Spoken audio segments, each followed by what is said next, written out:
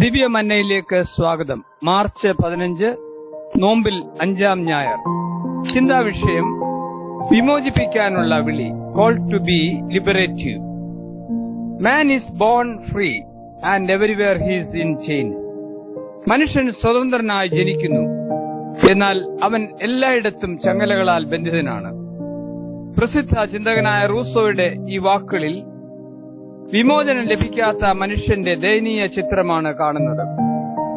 ചരിത്രാരംഭം മുതൽ ഈ ദുസ്ഥിതിയിൽ നിന്നുള്ള മോചനത്തിനായി മനുഷ്യൻ ശ്രമിക്കുന്നു. എന്നാൽ വിമോചനം അവന് വിദൂരമാണ്. ഇവിടെയാണ് യേശു നൽകുന്ന വിടുതലിന്റെ അർത്ഥവും ആഴവും പ്രസക്തമാകുന്നത്. യേശു നൽകുന്ന വിമോചനവും സമഗ്രവും ശ്രേഷ്ഠവുമാണ്. യേശുവിന്റെ ജനനം പ്രഖ്യാപിക്കുമ്പോൾ തന്നെ ഇത് വ്യക്തമാക്കുന്നു. അവൻ തന്റെ ജനത്തെ അവരുടെ പാപങ്ങളിൽ രക്ഷിപ്പാനിരിക്കൊണ്ട് നീ അവന് യേശു എന്ന് പേർ ഇടേണം. യേശു ക്രിസ്തു തന്റെ ശുശ്രൂഷയിൽ ഇത് പൂർണ്ണ രൂപത്തിൽ പ്രകടമാക്കി. തന്റെ അരികിൽ വന്ന ആലംബഹീനർക്കും ആശയറ്റവർക്കും അവൻ അഭയം നൽകി. സമ്പൂർണമായ വിമോചനത്തിന്റെ വഴികളിലേക്ക് അവരെ നയിച്ചു. രക്ഷകന്റെ ഈ സവിശേഷത പകരം വെക്കാനാവാത്തതും അത്യുദാത്തവുമായിരുന്നു.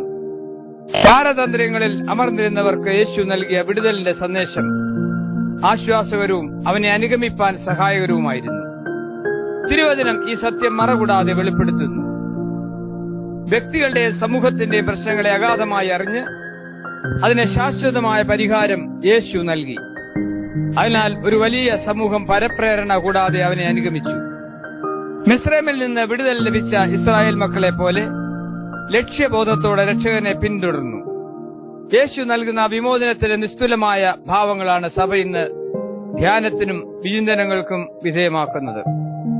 നമ്മെ ബന്ധിതമാക്കുന്ന അനുഭവങ്ങളിൽ നിന്നുള്ള വിടുതൽ യേശു വാഗ്ദാനം ചെയ്യുന്നു. കൂനിയായ സ്ത്രീക്ക് യേശു നൽകുന്ന സൗഖ്യം വിശുദ്ധ ലൂക്കോസ് ആലേഖനം ചെയ്യുമ്പോൾ അതിനെ വ്യക്തമായ ലക്ഷ്യം അർത്ഥമാക്കിയിരുന്നു. മശിഹ ഒരു പ്രത്യേക വിഭാഗത്തിന്റെ രക്ഷകനായി ആഗതനാകുമെന്ന ചിന്ത അന്നുണ്ടായിരുന്നു. സങ്കുചിതമായ ഇത്തരം ആത്മീയതയെ സമ്പൂർണമായി തിരുത്താനുള്ള ശ്രമമായി ഈ സംഭവത്തെ കാണാം. അതിനാലാണ് ദേവാലയത്തിൽ നടക്കുന്ന സംഭവമായി ഇത് രേഖപ്പെടുത്തുന്നത്. ദേവാലയം എല്ലാവർക്കും ഒരുപോലെ അനുഗ്രഹം പ്രദാനം ചെയ്യുന്ന ഇടമാണ്. അതിനെ സങ്കുചിതമാക്കരുതെന്ന സന്ദേശവും ഇതിൽ അന്തർലീനമായിട്ടുണ്ട്. ശാരീരികവും മാനസികവുമായ മനുഷ്യന്റെ പ്രശ്നങ്ങൾക്ക് കർത്താവ് പരിഹാരം നൽകുന്നവനാണ്. വിശുദ്ധ ലൂക്കോസ് ഇതാണ് പറയുന്നത്. അതിനാൽ വിശുദ്ധ ലൂക്കോസിന്റെ തൂലിക ഒരു ദൃക്സാക്ഷിയുടെ ഭാവത്തോടെ പ്രസ്തുത സംഭവത്തെ അവതരിപ്പിക്കുന്നു. ഇവിടെ അനാവരണം ചെയ്യുന്ന ചിന്തകളുടെ വിശദീകരണങ്ങൾ വേദഭാഗങ്ങളിൽ കാണാം. 1-ാം പാഠഭാഗം യെശയ്യാവ് 1:12-17 വരെ. തെറ്റായ ആത്മീയ മനോഭാവങ്ങളെ പ്രവാചകർ ശക്തമായ ഭാഷയിൽ അപലപിക്കുന്നു. ആരാധനകളും ആചാരങ്ങളും വികലമായ സാഹചര്യം ചൂണ്ടിക്കാട്ടി അവയിൽ നിന്നും വിമോചനം പ്രഖ്യാപിക്കുവാൻ ആഹ്വാനം ചെയ്യുന്നു. തിന്മയെ ഒഴിവാക്കി നന്മ ചെയ്യുമ്പോഴാണ് അനുഗ്രഹം ഉണ്ടാകുന്നത്. നീതി നിഷേധിക്കപ്പെടുന്നവർക്ക് നീതി ലഭ്യമാക്കുവാൻ പ്രവാചകൻ പ്രബോധിപ്പിക്കുന്നു. 2-ാം പാഠഭാഗം എഫേസ്യർ 6:5-9 വരെ. നാം ചെയ്യുന്ന നന്മയ്ക്ക് നീതിപൂർവമായ ഫലം നൽകുന്ന ദൈവത്തെക്കുറിച്ച് അപ്പോസ്തലൻ നൽകുന്ന ചിന്തകളാണ് വേദഭാഗം. മുഖപക്ഷമില്ലാതെ ദൈവം മനുഷ്യനെ അനുഗ്രഹിക്കുന്നു. ഈ ഭാവം വിശ്വാസികൾ ഉണ്ടാകുവാനുള്ള ആഹ്വാനം ഇവിടെ കാണുന്നു. ലേഖനഭാഗം ഗലാത്യർ 6:11-16 വരെ. മനുഷ്യന്റെ എല്ലാ പ്രശംസകളും കർത്താവ് മാത്രമാകണം. അപ്പോസ്തലൻ തന്റെ അനുഭവത്തിൽ നിന്നും ഇത് സാക്ഷ്യപ്പെടുത്തുന്നു. ശാശ്വതമായ സമാധാനത്തിനും അനുഗ്രഹീതമായ ജീവിതത്തിനും ഇത് സഹായകരമാണ്. വിജയകരമായ ക്രിസ്തീയ ജീവിതം ഈ ചിന്തയിൽ അധിഷ്ഠിതമാണ്.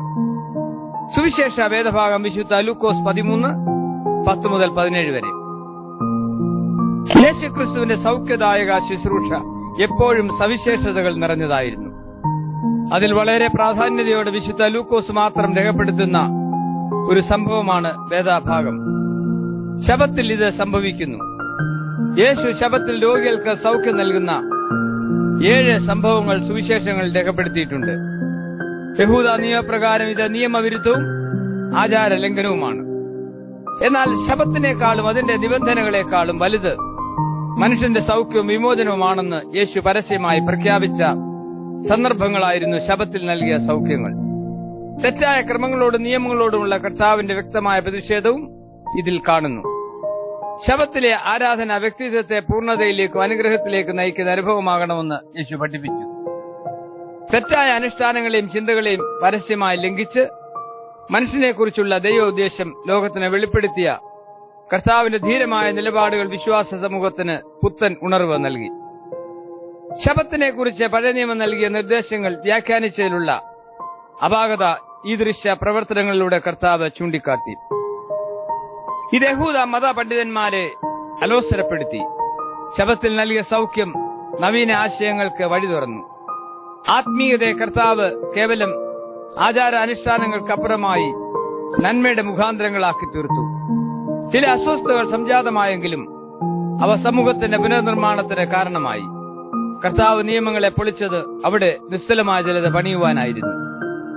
അസ്വസ്ഥതയെ യേശു ക്രിയാത്മകമായി നേരിട്ടു. ഇവിടെ കാണുന്ന 3 ചിന്തകൾ ശ്രദ്ധേയമാണ്. 1, വ്യക്തിത്വത്തെ മാനിക്കുന്ന കർത്താവ്. അവിടെ 18 സംവത്സരമായി ഒരു രോഗാത്മാവ് ബാധിച്ചിട്ട് ഒട്ടും നിവരാൻ കഴിയാതെ കൂനിയായ ഒരു സ്ത്രീ ഉണ്ടായിരുന്നു. വാക്യം 11. രോഗബാധിതയായ സ്ത്രീയുടെ വ്യക്തമായ ഒരു ചിത്രം ലൂക്കോസ് നൽകുന്നു. നിവർന്നു നിൽക്കാൻ കഴിയാത്ത സാഹചര്യം, പ്രതീക്ഷയിലെത്താൻ കഴിയാത്ത സങ്കടകരമായ അവസ്ഥയാണ്. രോഗിയുടെ വിഷമകരമായ ഈ അനുഭവത്തിന്റെ പൂർണ്ണരൂപം ഡോക്ടറായ ലൂക്കോസ് നൽകുന്നു. ഒരു ഡോക്ടറുടെ സൂക്ഷ്മമായ വിശകലനം ഇതിൽ കാണാം. അവരുടെ ദയനീയ സ്ഥിതിയെ ലോകത്തിന്റെ ഒരു പരിച്ഛേദമായി വ്യാഖ്യാനിക്കുന്നതിൽ അപാകതയില്ല. പലവിധ പ്രശ്നങ്ങളാൽ പ്രതീക്ഷ നഷ്ടപ്പെട്ട ലോകത്തെയാണ് കാണുന്നത്. നാം കേട്ട ഒരു ഗാനമുണ്ടല്ലോ, പ്രവാചകന്മാരെ പറയൂ പ്രഭാതം അകലെയാണോ, പ്രപഞ്ച ശില്പികളെ പറയൂ പ്രകാശം അകലെയാണോ. ലോകത്തിന്റെ ഒരു വിലാപമാണ് ഇതിൽ മുഴങ്ങുന്നത്. എന്നാൽ യേശുക്രിസ്തുവിൽ പുതിയ പ്രതീക്ഷകൾ ആഗതമായിരിക്കുന്നു. ഇതാണ് കർത്താവിന്റെ പ്രവൃത്തികൾ കൂടെ വെളിപ്പെടുന്നത്. 18 സംവത്സരം രോഗിയായിരുന്നു എന്ന് വ്യക്തമായി പറയുമ്പോൾ വേദപുസ്തക സംഖ്യാശാസ്ത്രത്തിൽ 18 എന്ന സംഖ്യ അടിമത്തത്തെയും തകർച്ചയും സൂചിപ്പിക്കുന്ന സംഖ്യയായി തിരുവചന രചയിതാക്കൾ എഴുതുന്നുണ്ട്. അതിനാൽ ഈ സ്ത്രീ കടന്നുപോയ പ്രശ്നങ്ങളുടെ സങ്കീർണത വെളിപ്പെടുത്തുവാൻ ലൂക്കോസ് 18 എന്ന സംഖ്യ ഉപയോഗിച്ചതായി മനസ്സിലാക്കാം. പരിതാപകരമായ സ്ഥിതിവിശേഷത്തെ അനുഗ്രഹവും നന്മയുമാക്കുവാൻ യേശുവിന് കഴിയുമെന്ന സന്ദേശമാണ് ഇവിടെ അനാവരണം ചെയ്യുന്നത്. പ്രശ്നങ്ങൾ സങ്കീർണമാണെങ്കിലും അടിസ്ഥാനപരമായ മാറ്റങ്ങൾ വരുത്തുവാൻ യേശു പ്രാപ്തനാണ്. രണ്ടാമതായി, വിമോചകനായ കർത്താവ്. യേശു അവളെ കണ്ടു അടുക്ക വിളിച്ചു, സ്ത്രീയെ, നിന്റെ രോഗബന്ധനം അഴിഞ്ഞിരിക്കുന്നു എന്ന് പറഞ്ഞ് അവളുടെ മേൽ കൈവച്ചു. വാക്യം 12. ജീവിതത്തിൽ ഇതുവരെ ശ്രവിച്ചിട്ടില്ലാത്ത ഗാംഭീര്യമുള്ള കർത്താവിന്റെ ശബ്ദത്തിനു മുമ്പിൽ അവൾ അത്ഭുതപ്പെട്ടു. അതിൽ സന്ദേഹമില്ല. ശബത്തിലെ ആരാധനയിൽ സംബന്ധിച്ച ഈ ആലംബഹീനെ യേശു ശ്രദ്ധിച്ചു. അതുമായി ബന്ധപ്പെട്ട 3 വാക്കുകൾ പ്രാധാന്യമുള്ളതാണ്: കണ്ടു, വിളിച്ചു, സ്പർശിച്ചു.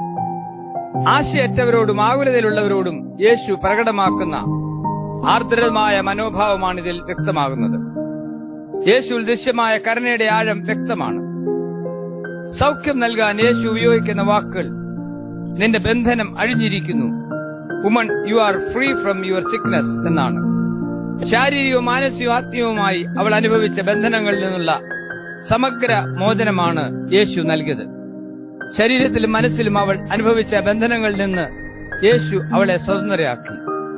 അന്തർമുഖിയും തള്ളപ്പെട്ടവളുമായ ഈ സ്ത്രീയെ ഉയർത്താനുള്ള യേശുവിന്റെ ശ്രമം ഏറ്റവും ആദരണീയമാണ്.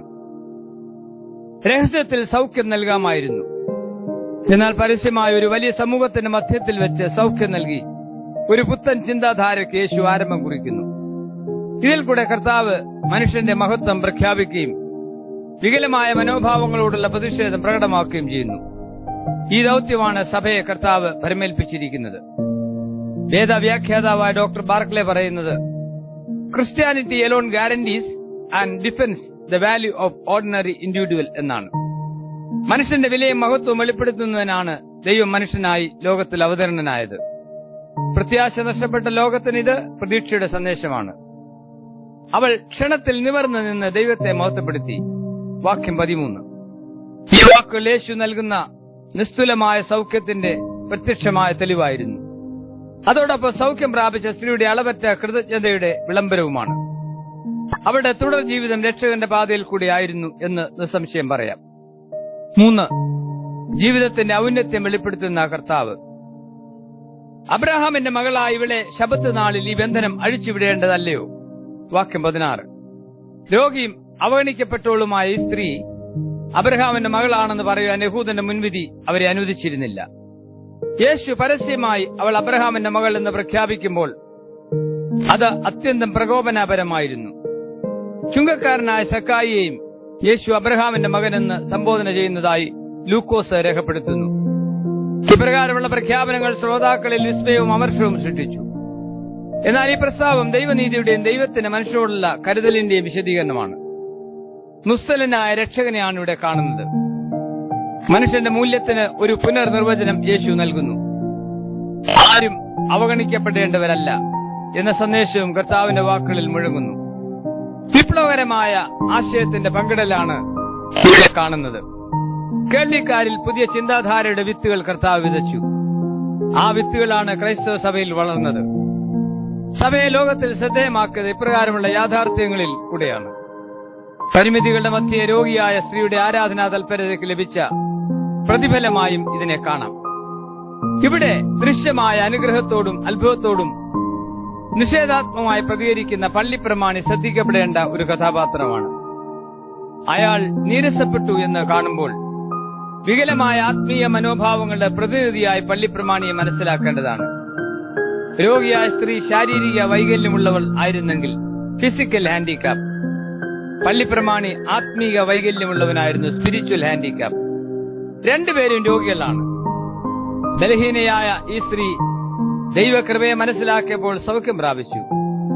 എന്നാൽ പള്ളിപ്രമാണി മനോഭാവങ്ങൾ രോഗിയായി തുടരുന്ന കാഴ്ച വിശ്വാസ സമൂഹത്തിന് ഒരു മുന്നറിയിപ്പാണ്. മനുഷ്യന്റെ ചിന്തകളിൽ അടിസ്ഥാനപരമായ മാറ്റങ്ങൾ ഉണ്ടാകേണ്ടതിന്റെ ആവശ്യകതയാണ് ഇതിൽ കൂടെ അറിയേണ്ടത്. രോഗിയും ബലഹീനയും അവഗണിക്കപ്പെട്ടുള്ളതുമായ സ്ത്രീയെപ്പോലെ ദൈവസന്നിധിയിൽ നമുക്ക് അടുത്തുവരാം. അരികിൽ വരുന്നവരെ ആദരവോടെ സ്വീകരിക്കുന്ന അരുമനാഥന്റെ മുമ്പിൽ നമ്മെ സമ്പൂർണമായി സമർപ്പിക്കാം. ഈ സമർപ്പണത്തിൽ കൂടെ സൗഖ്യത്തിലേക്കും വ്യക്തിത്വത്തിന്റെ തികവിലേക്കും പൂർണ്ണമായ വിടുതലിലേക്കും നയിക്കപ്പെടുവാൻ ദൈവം നമ്മെ സഹായിക്കട്ടെ. ആമീൻ.